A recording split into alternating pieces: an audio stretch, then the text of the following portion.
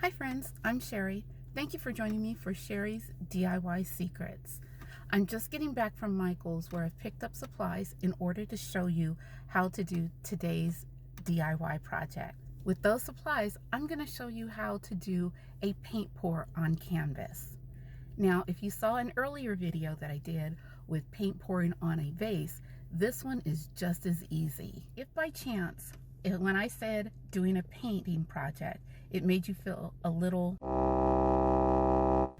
don't worry, I got you. If we make a mistake, it's just as easy as picking up a paint stick, wiping off the paint, allowing it to dry, and starting from scratch. If you're new to my channel, welcome. Go ahead and subscribe now. For this video, hit that like button and be sure to hit that notification bell so that you will be notified each time a new video uploads. Here I have white, pink, and gold paint, and I've got the proper ratio of water to the paint so that it does pour as I would like it to. And I'm also going to add about 4 drops of silicone to my gold paint. That will allow the paint to create sails. And you want to incorporate that really well. In a previous video, I showed you how to make sure your paint was the right consistency.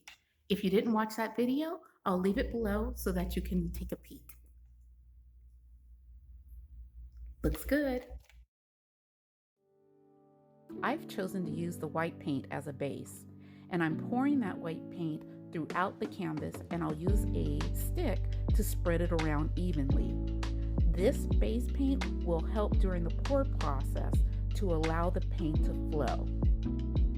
I'm starting off my pour using the white base paint. Then I'll alternate colors using a little less paint each time, but still remaining within the circle. You can feel free to experiment how you'd like. Use different patterns or shapes during your pour.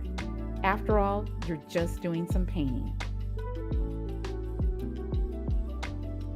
For this pour design, I'm going to use my blow dryer to blow out the paint. I'm choosing to blow from the middle of the pour puddle outward. If you're going to use a blow dryer, make sure that it is set to cool, not hot. Otherwise, you'll dry out the paint before you're done with the actual pour.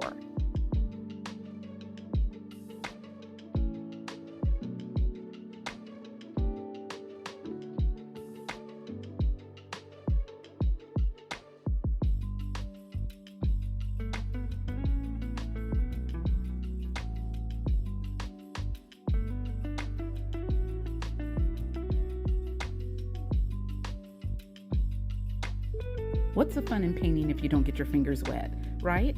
So here I'm drawing just a little bit of detail on the paint. This will kind of get the paint to move in a little bit more of a direction I want it to go.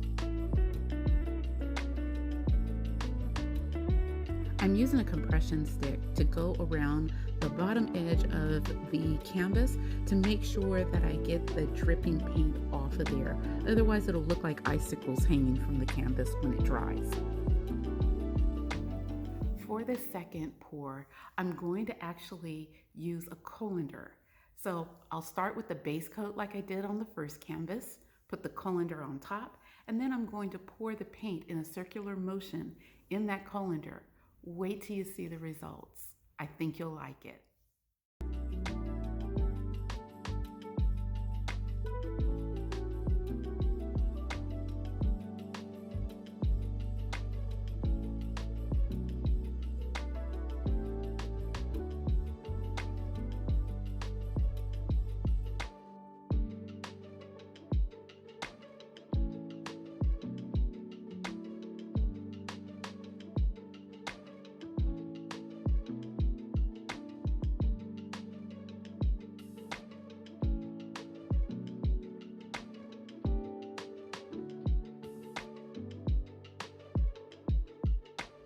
Finally, allow the paint to roll and cover as much area of the canvas as you'd like.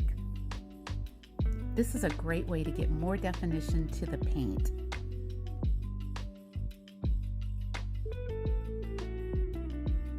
Finally, I'm going to use my heat gun to go over the top of the paint to get rid of any air bubbles.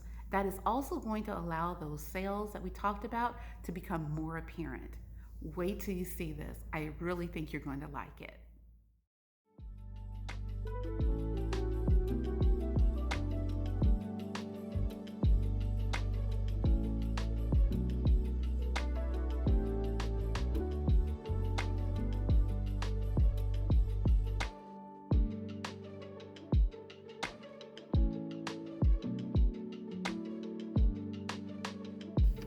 Now, wasn't that project easy?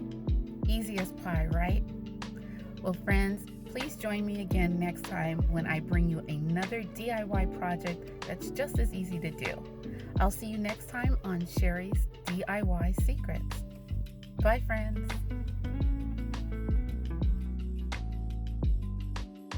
See you soon.